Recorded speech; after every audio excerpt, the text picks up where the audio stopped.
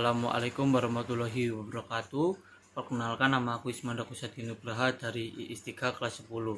Di sini aku akan menyampaikan pengertian sejarah menurut para ahli, kemudian dilanjutkan dengan sejarah sebagai seni, kisah, dan peristiwa.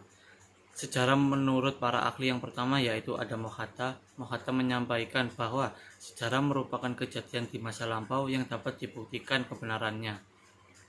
Kemudian ada Mohyamin. Mohyamin menyampaikan bahwa sejarah merupakan ilmu pengetahuan karena didapatkan dengan cara menyusun kejadian di masa lalu. Kemudian ada Mo'ali. Mo'ali menyampaikan bahwa sejarah adalah saksi perkembangan dari zaman lalu hingga zaman sekarang. Kemudian ada Ibnu Khaldun. Ibnu Khaldun meyakini bahwa sejarah adalah catatan masyarakat terdahulu agar masyarakat sekarang dapat mengetahui apa yang telah terjadi pada masa lampau. Dan yang terakhir ada Aristoteles. Aristoteles meyakini bahwa sejarah merupakan penelitian dari masa sekarang agar masyarakat dapat tahu apa yang telah terjadi pada masa lampau. Setelah membahas pengertian sejarah menurut para ahli, saya akan menjelaskan sejarah sebagai seni, kisah, dan peristiwa.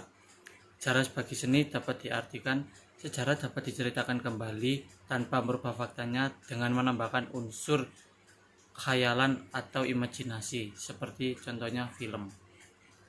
Kemudian ada sejarah sebagai kisah. Sejarah sebagai kisah dapat diartikan sejarah pada masa lalu dibangun kembali agar masyarakatnya dapat mengetahui apa yang telah terjadi pada masa lampau. Kemudian ada sejarah sebagai peristiwa. Sejarah sebagai peristiwa disebut juga dengan fakta karena peristiwa-peristiwa yang terjadi pada masa lalu disebut sejarah dan bersifat nyata. Sekian dari saya. Wassalamualaikum warahmatullahi wabarakatuh.